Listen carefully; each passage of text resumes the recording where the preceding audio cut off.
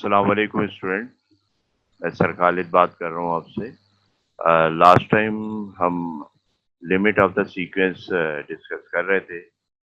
अब देखें, शुरू में मैंने जब ये एक्सरसाइज 1.4 स्टार्ट की थी तो उसमें ये एक ख़ास जनरल टर्म आपके सामने डिस्कस हुई थी कि 1 + 1/n पावर n इसकी लिमिट क्या होगी। तो हमने यहाँ लिमिट अप्लाई करके दिखाई, limit n tends to infinity.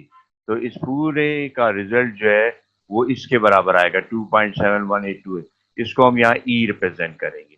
जैसे तुमने पाई की वैल्यू फाइंड की थी सरकमफ्रेंस से, जो कि कांस्टेंट है 3.142।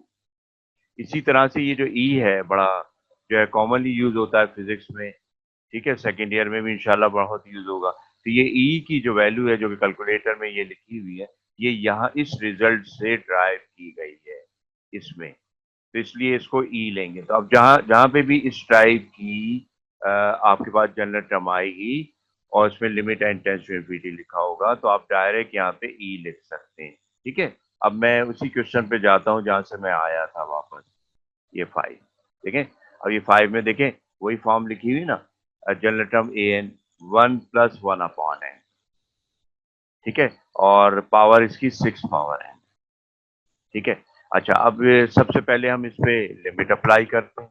लिमिट हमने अप्लाई कर दी, limit n tends to infinity a n. यहाँ पे भी लिमिट अप्लाई कर दी, limit n tends to infinity 1 + 1/n power 6 n। अब इस पूरे रिजल्ट को, ये वाले को लिमिट के अलावा बात कर रहा हूँ, इसको हम पावर रूल के तहत कैसे कर सकते हैं, 1 + 1/n power n whole power 6, क्योंकि पावर पे पावर भाई मल्टीप्लाई हो जाती है, ठीक है। तो इसका मतलब हम मैथमेटिकली इसको ऐसे लिख सकते हैं।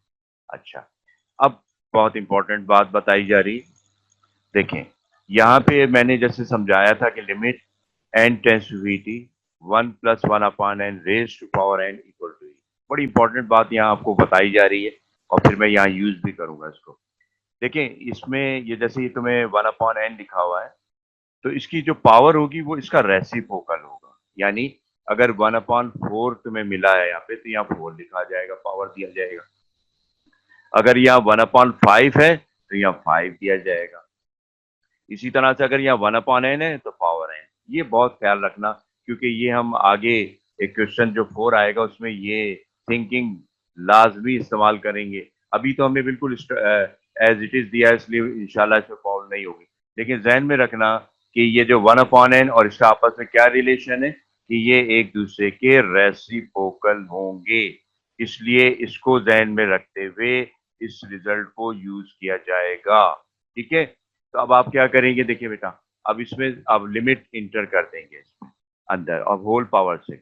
इसके पीछे सेंस ये है कि अगर आप लिमिट इसमें अप्लाई करते हैं तो वही आंसर आएगा, और अगर आप पहले लिमिट लेके फिर पावर लेते हैं तो वही आंसर आएगा। अच्छा, अब हम कौन सा एडवांटेज इस्तेमाल करेंगे, क्योंकि हमें इस रिजल्ट को यूज करना है, इसलिए हम लिमिट पहले इनसाइड ले गए ताकि ये रिजल्ट बन गया। देखो वही limit n tends to infinity bracket 1 + 1/n power n। अब इसकी जगह हम e रिप्लेस कर सकते हैं ना इसके रेफरेंस से, इसलिए हमने यहाँ पे लिमिट इनसाइड लेके और इसकी होल पावर 6 लिख दी। अब इसकी जगह हम यहाँ पे e रिप्लेस कर सकते हैं, तो हमने यहाँ e लिखा, पावर 6, इस तरह से इसकी लिमिट निकला e पावर 6।